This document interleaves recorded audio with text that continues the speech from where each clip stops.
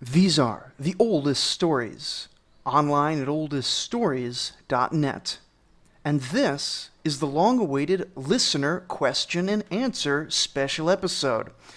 This was announced a long time ago, but questions have been very slowly trickling in, and various factors have pushed this episode further and further back, which means that some of you have probably been waiting quite a while for answers to your questions, for which I apologize.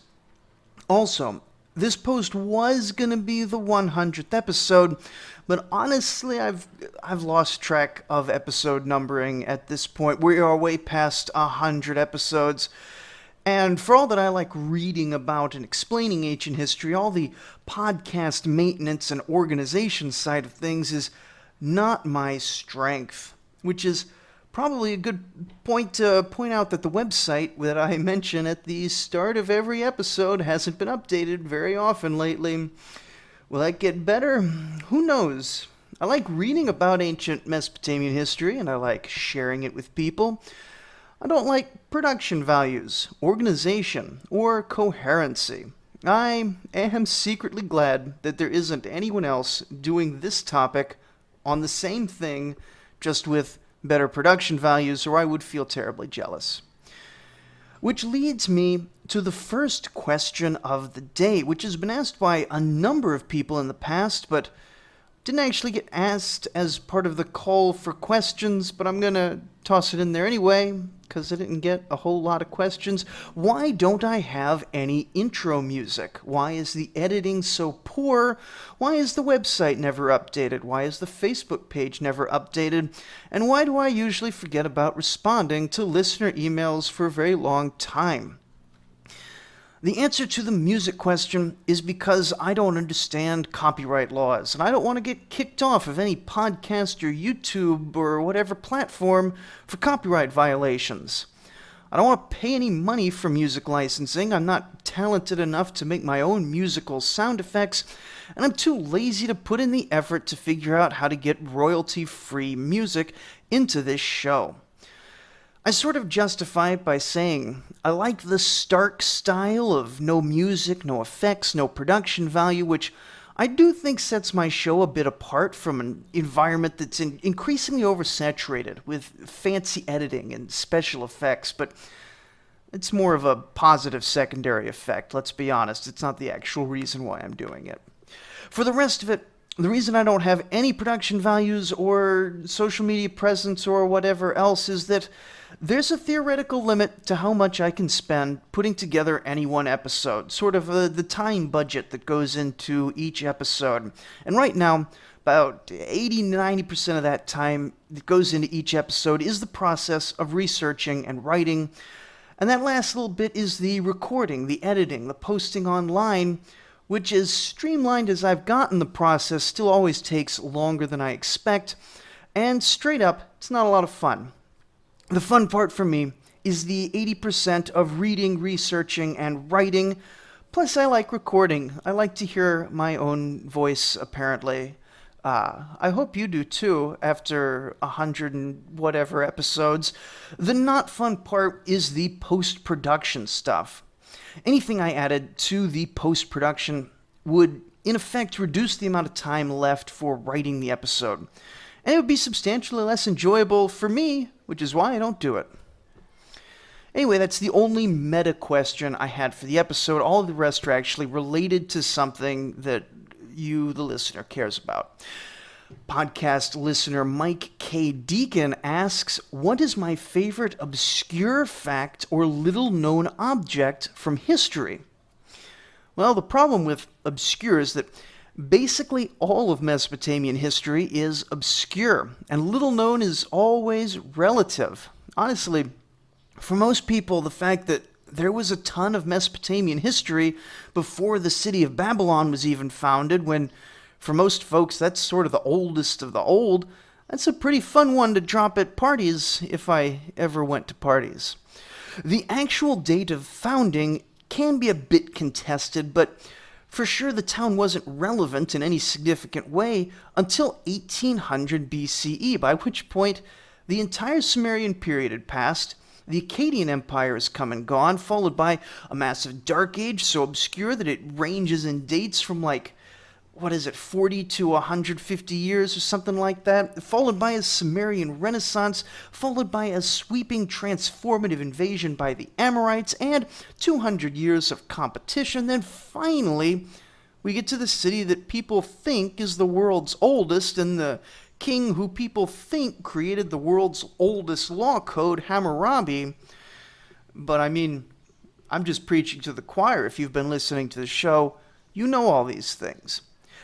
Closely related to the whole story of Babylon, my favorite underappreciated historical character is probably Rim-Sin of Larsa, who would have been the most accomplished ruler of the Middle Bronze Age if Hammurabi hadn't shown up at the last minute to show him up.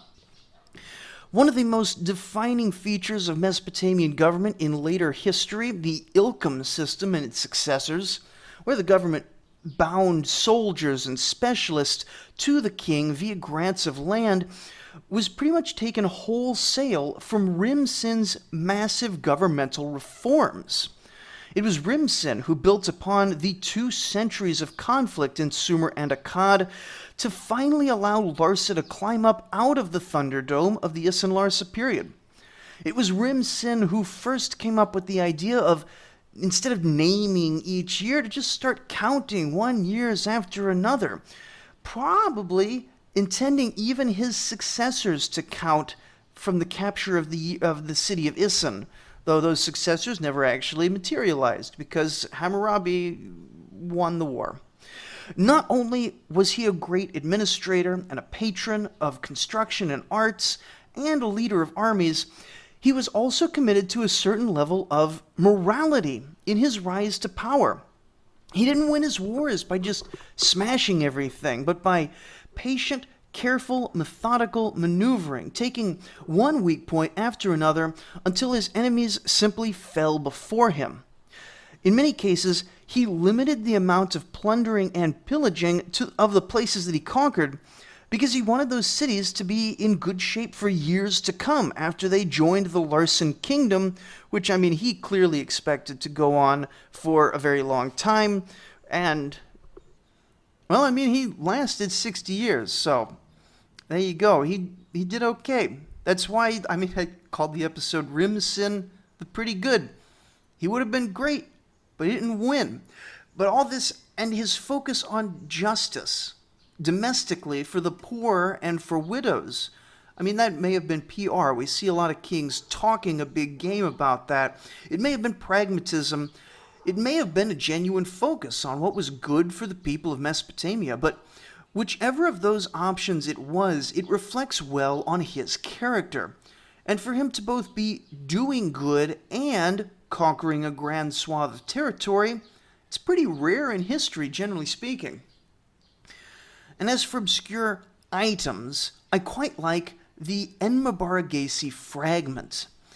It's a little more than a piece of clay stating the name of Enmebaragesi, king of Kish, but it's extremely old. Maybe it dates to 2700 BCE, maybe as old as 3000 BCE. And this isn't actually the oldest named person. That honor belongs to the Egyptians of the so-called Narmer Palette, which is honestly a far more impressive artifact than anything that has been recovered from Mesopotamia up to this point.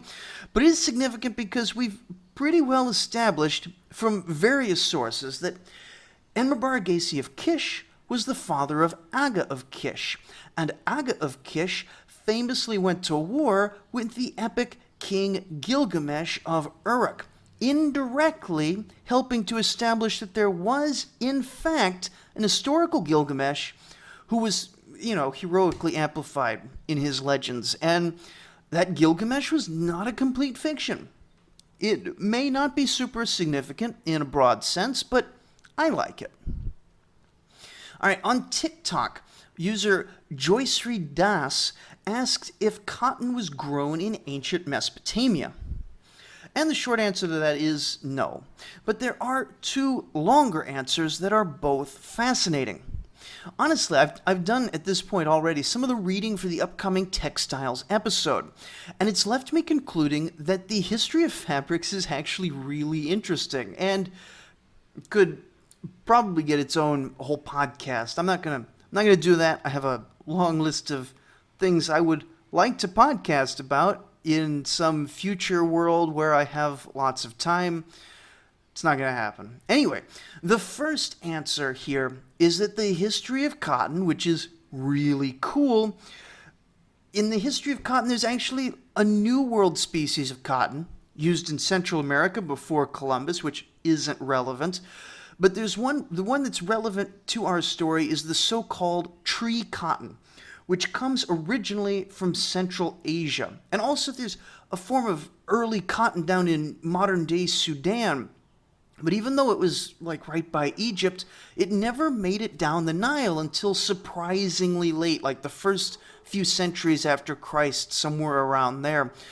The tree cotton of Central Asia, though, made its way into the Middle East by way of the Persian Empire in the 5th century or so BCE, then made it into Europe when Alexander the Great conquered the Persian Empire. The thing about it, though, is that at this early date, it's only the cotton fibers, not the plant itself, that was known about. The source of cotton was a mystery to Europeans until the Middle Ages, and there are these super cool illustrations of scholastics trying to piece together all these various reports from traders and soldiers and crusaders and whatever, trying to figure out where cotton comes from.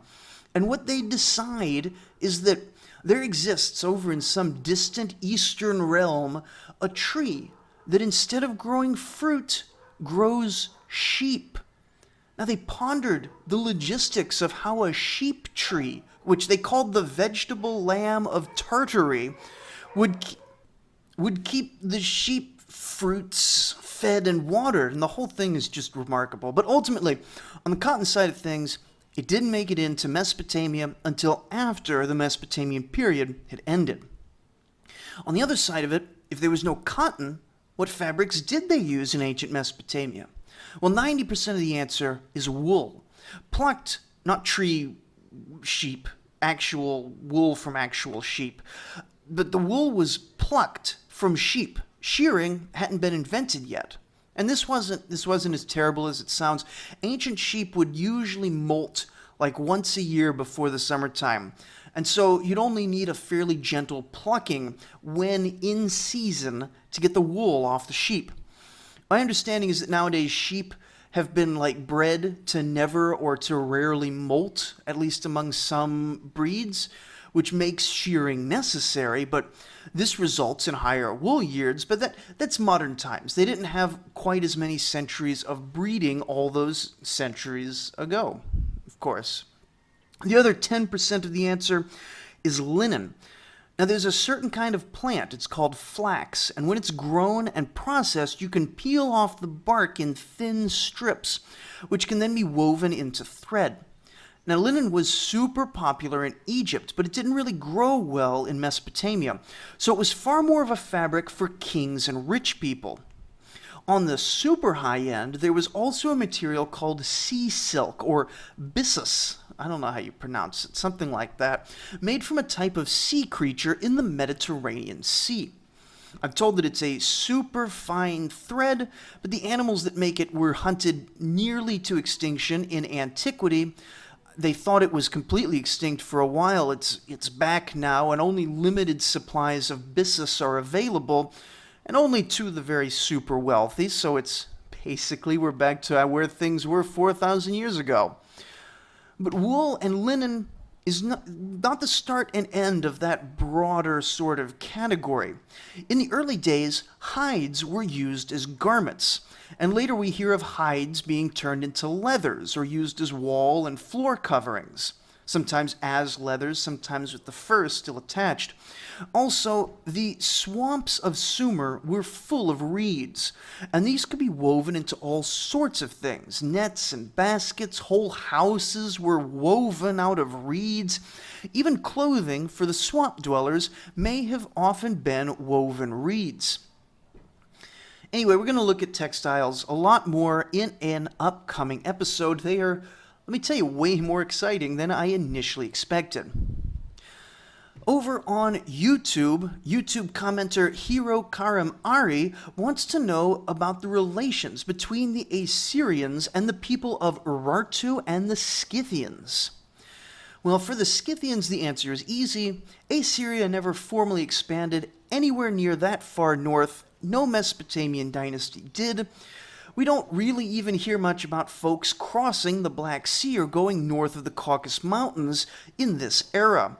And so there may have been some isolated enterprising trader going out that far, but the two nations were, or I guess peoples, were largely ignorant of each other. The same can't be said for Urartu, though. We're going to be hearing a lot about these folks as we move into the Iron Age, but their origins actually lay in the Bronze Age somewhere. Now, these are mountain folks, one of many, many barbarian groups living at the fringes of Mesopotamian society. Now, I say barbarian because I have the Mesopotamian sort of framework when I approach these things, but I mean this mostly, this is how the Mesopotamians considered them. Urartu was at least as civilized as the Hurrians, and we remember, they run the full range from actual nomad barbarian to city builders, though they lived way up in the mountains north of the Tigris River, so their cities never really got as big as the Mesopotamians one did. But they were fully capable of being civilized. They just weren't civilized as a rule in the Mesopotamian sense, if that makes any sense. I don't know. It isn't super clear when they moved in. They could have been there for a really long time and we just never hear about them. Or they could have migrated from somewhere north or east. We just don't know. They do start showing up sort of in the late Bronze Age with the fall of the Mitanni. Maybe they were a former Mitanni subject. Maybe they were invaders moving in as the Mitanni collapsed. At this point, Urartu is a people group, though, not a nation. In the Iron Age, they're going to become one of the more significant people groups in the wider Near East, and we're going to see them coming into conflict with the Assyrians. That is, in fact, most of our sources on the Urartans, or Urartans, yeah, probably, and eventually being conquered by Ashur in one of the Assyrian big empire building pushes. And then they sort of seem to fade out of history over time after that, and don't really have much of a long-term existence, and the people, the distinctiveness of Urartu, eventually culturally transitions or gets replaced by other groups. Now, Joseph Schneider asked a whole bunch of questions a long time ago, not all of which I have good answers for, but we have more time than questions, so I'm going to do what I can. First up is, why did the center of the economic world in the Near East shift over time from Mesopotamia to the Levant and Syria? Now, this goes a bit beyond the scope of our show, but I mean, if you're not quite sure what the question even is, if you think about it, when Sargon was building the Akkadian Empire, the regions of Syria and the Levant were basically a backwater. While by the time you get to the Greek and Roman eras, things have shifted dramatically in favor of the Levant as the wealthiest part of the Near East. Indeed, one of the wealthiest parts of the entire world. I would say that the biggest reason for that, above everything else, is that Mesopotamia dries out over the millennia. Very slowly at first, but already with the Kassite dynasty, we're seeing signs of what's coming. Already, while it's the cradle of civilization, we can already see that it's right at the edge of becoming a salt desert. And eventually, the whole region just tips over the edge. I mean, it goes back and forth a little bit, but the climate starts out pretty good and gets worse over time.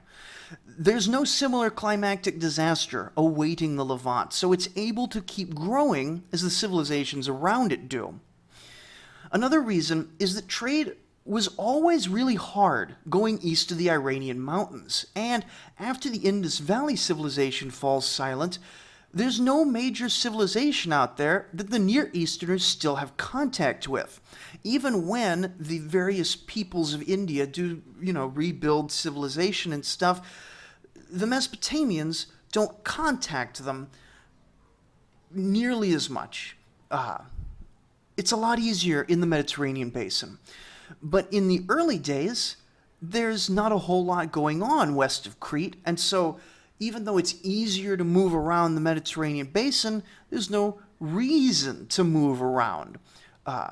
And you're already passing a whole lot of nothing, even if you're just going to the early Minoans in Crete. As the whole region, though, moves from deep antiquity into the classical age, civilization starts to light up around the Mediterranean basin.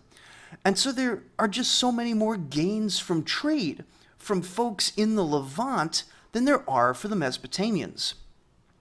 The third reason is more political, historical, something like that, more conceptual than real. The ultimate winners of ancient history from a Western perspective are the Romans and the Christians. Both groups were in the Levant a very long time and have important ties to Syria and Lebanon historically. Neither did nearly as much in Mesopotamia. Instead, Mesopotamia got conquered by the Persians, whose cultural focus was on the Iranian heartland.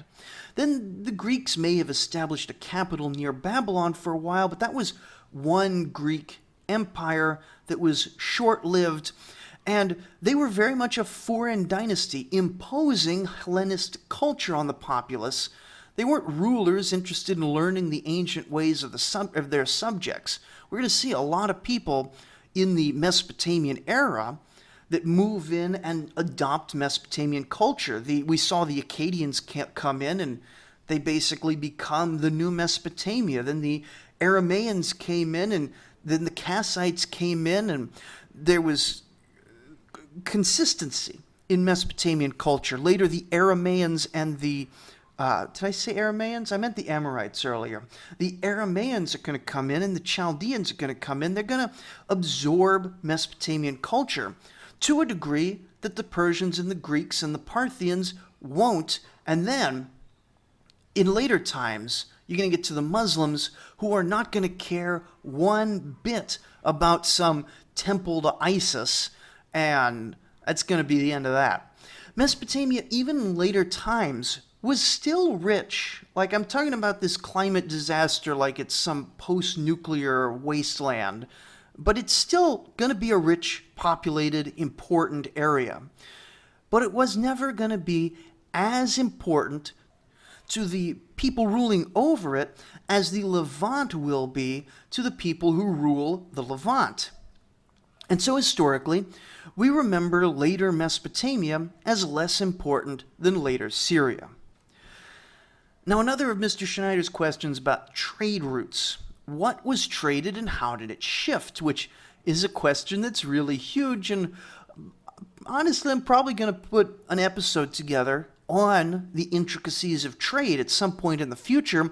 But one way that we can look at it, just sort of quick, is by thinking of less of trade routes and more of what the chief exports and imports of each region were. These would have increased and decreased as conditions changed, but they're largely based on what natural resources were in each place. And so the actual patterns of trade, like the percent of trade, didn't change a whole lot, at least in the Bronze Age, just how much total was traded. Really, the first big technological invention after the start of civilization kicks trade off at all is the development of iron in the Iron Age, which was actually a really slow development. And it didn't replace that much of the copper and tin trade until pretty late. Like, this is something we're going to see in the Neo-Assyrian Empire and the Neo-Babylonian Empire. So to survey from the east, probably Afghanistan, which is its own long topic all on its own, probably from Afghanistan came lapis lazuli, tin, and various kinds of rocks. most of it gets funneled into Mesopotamia, and the tin just went everywhere. From the south, mostly modern-day Oman, is where Mesopotamia got much of its copper, and they also had other sorts of rock quarries. Egypt, famously, had a ton of gold, or technically electrum, but they thought of it as gold, which is good enough, and they had nice little worked goods, but the Mesopotamians were really just hungry for that gold. Anatolia had silver. It had silver, it had copper, and it had the trade links with Cyprus to get even more copper. And so that was a big factor coming out of Anatolia. Mesopotamia itself produced grain, textiles, pottery, and reeds, and not a whole lot else, which they exported all over the Near East. And also, they used the stuff they imported from elsewhere to make metal tools and fine jewelry, which were high in demand in foreign courts. And they also exported culture. But unlike today, where culture is a major industry, the Mesopotamians largely gave their gods and knowledge away for free, whether they meant to or not. And Mr. Schneider, as his third question, also asks about the word harem as it relates to the Hebrew conquest, asking, does it mean completely destroy in a manner of given to God? And was there anything similar in use in other cultures? Now let me tell you, the entire Israel question, of which the Canaanite conquest is but one part, is a massive and interconnected research project which has been ongoing and will likely continue until and probably even after I write the episodes on ancient Israel, which are coming up. The word itself, harem, is pretty basic. It's related to the famous Arabic word haram, which means prohibited by God, and it's also related to the much less famous Akkadian word harmu. I mean, is any Akkadian word famous? I don't know. Which also carries a meaning of prohibited. When this word is used in the context of the Canaanite conquest in the biblical book of Joshua, it gets translated in English as destroy utterly, as in God commands that the people of Israel utterly destroy the Canaanites. Now, this whole thing is an active debate, as we'll see when we get to the Bible stuff. The whole thing is an exhausting, active debate. Much of it with people who are not informed, and even the people who are informed debate everything, every little thing very heavily. And I'm not a Hebrew linguist. I'm not even an Akkadian linguist. I'm not any sort of linguist. I can't actually weigh in on what sort of Semitic nuances this particular Hebrew word can carry.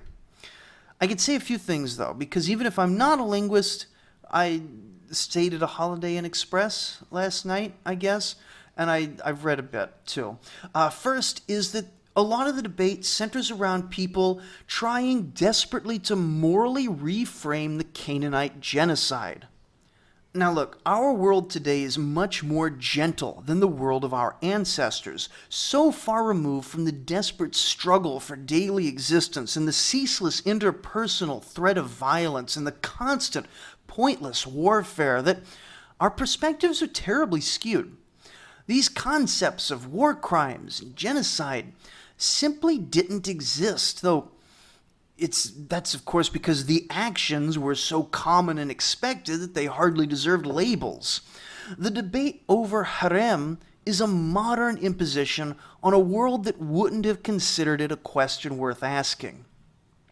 That said, the ideas of destroying one's enemies wholesale and what that actually means in practice are something we're going to look at a lot in the Iron Age, both among the Babylonians and Assyrians, and also by the time we get to the Bible itself, we're going to have a lot more context for these questions.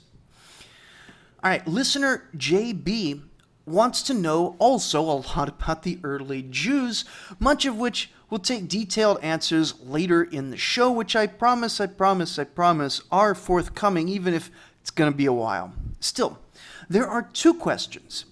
Were any Mesopotamian idols still being worshipped in the early Christian era? And did Mesopotamian civilization survive in any way until the Christian era? Now, the answer to the first is a yes in two small ways. In Mesopotamia, there were a few active cults. And by idols, I assume he means the Mesopotamian gods, not the physical statues. So we're discovering some of those even today.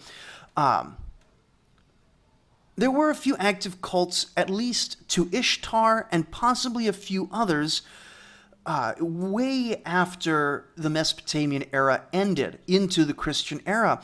They were all waning, though, because the cuneiform writing system was mostly dead by the time of Christ, and the Akkadian language was in the process of being lost completely. The series of foreign conquests were pretty rough on Mesopotamian religion and culture in general, but it was the complete phasing out of the old languages that really killed it so thoroughly that the civilization was ultimately close to forgotten. Which gets us to question 2, where we can see that the answer is pretty much no. From a high-level political standpoint, there were few, if any, Babylonian or Akkadian or Sumerian or whatever revival rebellions. At all. There were a few in the Persian era, but by the time of the Christian era, they were done. The Mesopotamians had largely taken on new identities by that point, and many of the old cities had just died off completely due to shifts in the river, changes in climate, salinization of the lands. You've heard all these things before. On the other hand, the actual practice of day-to-day living, even up until the Muslim era, was likely quite recognizable, even to an ancient Sumerian 3,000 years prior. Accounting for differences in language and cult practice, houses were still made out of mud brick. Metal was still really scarce. Fields were still planted and harvested by irrigation agriculture on a similar time frame. And even today, in the modern era, there's still a few remote villages and swamp towns where the people follow the old ways of life. In that sense, Mesopotamian civilization is still around today. The same sorts of people, the descendants of these ancient people, still live in the same sorts of places and do the same sorts of things. It's only the creeping modernization, the globalization, the urbanization, plus a whole 20 years of American occupation that's really killing off a way of life that literally dates back before the beginning of history. How much longer will these swamp people down in southern Iraq hang on? I don't know. Anyway, Missy from Texas wants to know what moral values were most respected by Mesopotamian civilization. Now, thankfully, as big as a question as this seems to be, for the Mesopotamians at least, it's a pretty easy thing to know. They left us a lot of proverbs and literature that in various ways encouraged people to stick closely to a certain value set. And goodness, it is in some ways quite different from the values we follow today. At the very heart of Mesopotamian morality is a strong sense that they knew exactly what the purpose and meaning of a human life was. Humans were robots made out of mud, created to work hard and serve the gods. A person creating a disruption in society, anything from full-on rebellion down to just making too much noise out in the street, was frowned upon. Or, if his disruptions were too great, he was run out of the community. There was a strong sense in ancient Mesopotamia that the fundamental things of life never really changed, which meant that a man or woman was judged and judged themselves primarily on what sort of household they could create for the next generation. For men, this was how many sons they could father and how much wealth he could add to the household. For women, this was how many children in general and how well she could manage the household affairs.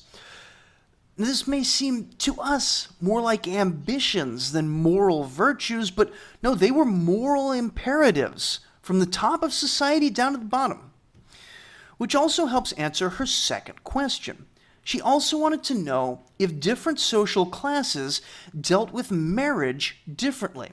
And for the most part, the answer is no.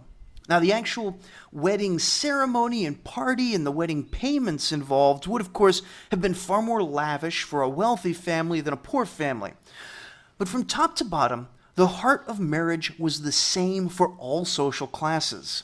One man married one woman by contracting with her family, essentially a purchase of the wife for the purpose of managing a household and bearing children, in exchange for the husband providing security and sustenance. For a king, this meant that the king needed heirs and needed the social structure of a family for his legitimacy and prestige, just as much as a peasant needed these same things, though he needed them just to survive and have purpose and be affirmed in the eyes of the gods and have a good afterlife.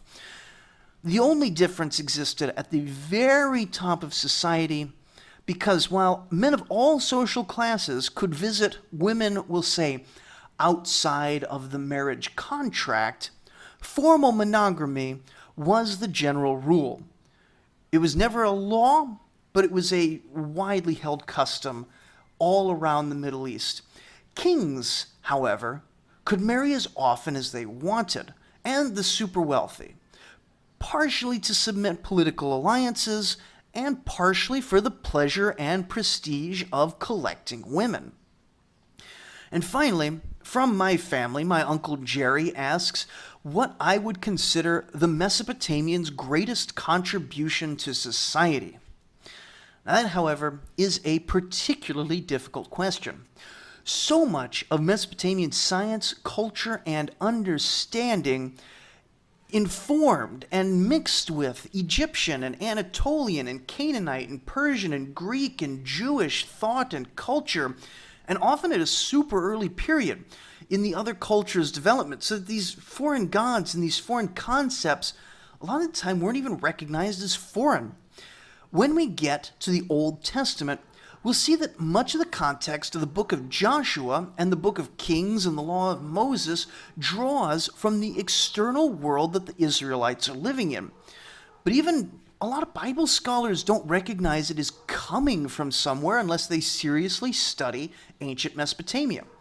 The point is that the Sumerians, the Akkadians, the Babylonians, the Assyrians, the Mesopotamians contributed to building Western civilization that their contributions are so fundamental, it's hard to even see them. And a lot of what I could offer as contributions are really broad. And they're hard to see if you don't look at the really foreign cultures. Like, you can't compare the Sumerians to the Europeans or the North Africans or the Middle Easterners, because all these groups are intellectually descended in part from Mesopotamia. You have to look at the Chinese, the Mayans, the Pacific Islanders. Anyway, with that in mind, contribution number one, in my mind, is empiricism. We think of empiricism as the hallmark of early modernity, and it is. And we also think of people learning from experience as something that every baby around the world does, and that's true too. But right around the time that the Chinese are inventing writing is about the same time that the Babylonians are starting to invent astronomy and astrology. There wasn't really a difference back then. But these early astrologers already, by the Iron Age, have hundreds of years of clay tablets recording observations of various planetary bodies, stellar bodies, over centuries. Now, this wasn't a computer database. It wasn't an Excel spreadsheet of every star in the sky. It wasn't the Hubble telescope. But here's the thing. It was, even though it was damaged, by the time the later Babylonian scribes started correlating the data, they had this theoretical idea that things occurring in the heavens were correlated with things here on Earth. And this premise is, by modern understandings, just false, but that's not the point. They took that premise and for centuries undertook detailed recordings, and not even like some central academy of astrology. This wasn't like some powerful king made a research institute and it lasted for hundreds of years. No, this was just various interested scribes in various kingdoms over a long period of time. And then hundreds of years later, people were able to use that extensive data set to build the most complex model of the heavens that humanity had yet devised. Now, astronomy is just one example. And there will someday be a whole episode or two on Babylonian mathematics. Math history is really interesting because pretty much every civilization develops geometry on their own and basic accounting mathematics on their own. No one at all then made the jump from there to algebra, not in the conceptual sense that we understand it now, until some Arabs in 800 CE. So, like when I was studying math, we went from geometry to, no, we went from algebra to I think maybe we did algebra first? I don't even remember.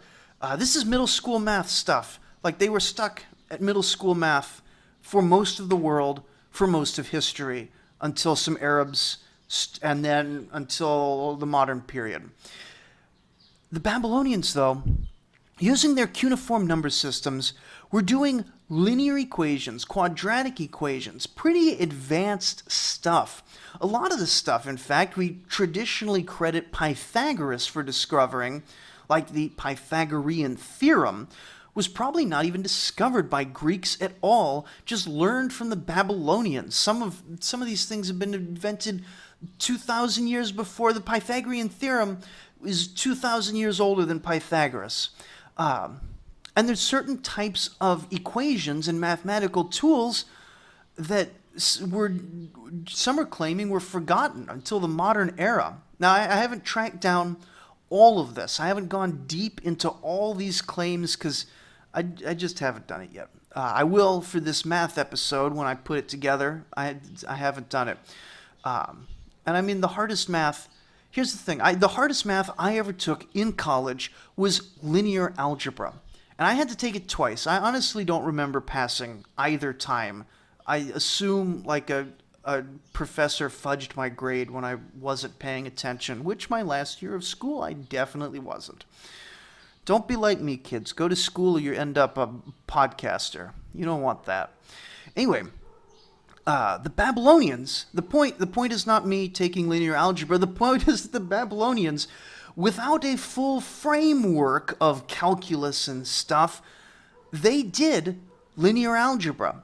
They may have been using certain techniques to perform advanced matrix multiplications and matrix algebra using tools inherent in the cuneiform number system that we can't actually use with our modern Arabic numerals, because they revolve around like playing tricks with the dots and the dashes in base 20 and base 60. It just doesn't work without the dots. Like you move some dots over here in a certain pattern. It's super complicated. I don't know. We're going to cover it at some point. How is it a contribution? Here's the point. How is it a contribution if these techniques were forgotten? It's the idea of empiricism, which doesn't seem to have arisen in the same degree in other cultures. Every scribe in Babylonia trained how to write by making a dictionary of every word they knew, organized by conceptual feature. They didn't have alphabetical order. They didn't have an alphabet. They had cuneiform. This sort of project evolved into categorization works, lexical lists, medical texts, lists of all sorts of things, and eventually you have Aristotle, who builds half his career around the idea that knowledge comes when we take everything in the world and organize it into boxes. Ptolemy the astrologer, I think it's Ptolemy the astrologer. I don't know. This is ancient astrologer, the guy that calculated how big the Earth was. He admired the old, what they called the Chaldean astronomers. He modeled taking massive astronomical calculations from the Babylonians. The point that I'm dancing around here is that there was a hard-nosed pragmatism in Mesopotamian culture that starts all the way back at ancient Sumer, which has never really left Western civilization. Not to say that other cultures lack pragmatism or empiricism, but that strain is stronger in places affected by Jews and Greeks, who in turn were affected by the successors of the Sumerian tribes. Now, there's other things I could mention. Writing itself, for example, and not just making marks on clay or paper or whatever, but influencing our ideas of what should be written down and what forms that should take is different in the West because of that Mesopotamian influence compared to, say, China and the East, where writing was invented separately and literary and philosophical genres are often quite different. I could talk about all their practical inventions and the work they did selectively breeding plants and animals, which has done a lot for our modern quality of life. And there are ways in which their religion impacted the faith of both the Greeks and the Jews, who, of course, themselves are the intellectual foundations of Western society. But the ultimate fact of the matter is that the whole civilization was lost to time. Nebuchadnezzar is more famous than any of the Hittite kings, more famous than Sargon of Akkad, more famous than Hammurabi, maybe not more, I don't know, maybe more famous than Hammurabi, all because he sacked Jerusalem and made it into the Bible, while most of the other men of his entire 4,000-year civilization were forgotten until modern archaeology. So any lasting influence really has to come through something that was inherited, then necessarily transformed by the Greeks and the Jews and all the other ways that Western civilization was founded. Anyway, this has been the Listener Questions episode. I'm always super happy to get any question in my email or just to chat with folks about ancient Mesopotamia. Over on the oldeststories.net website, there's a contact page. And also, I've been sort of doing pretty good with answering questions in the comments and the DMs over on TikTok. Sometimes I'm even making little TikTok videos answering questions if there's an answer that fits in that particular time frame. And have I mentioned on the show that I'm doing TikTok? I don't know. I'm doing TikTok over on Oldest Stories. I do Fact of the Week things. Go check them out. I think I'm having fun. I'm doing a couple a week. I'm doing the Hittites right now. By the time this episode comes out, I don't know what I'm doing. I just read stuff, find little facts. I got a lot of books. Anyway, next time, we're going to get into the long-awaited Daily Life in Ancient Mesopotamia episodes, where I'm going to look at a number of different industries in the ancient world. So join us next time and prepare to get muddy as we look at the mud brick construction industry. Thank you for listening.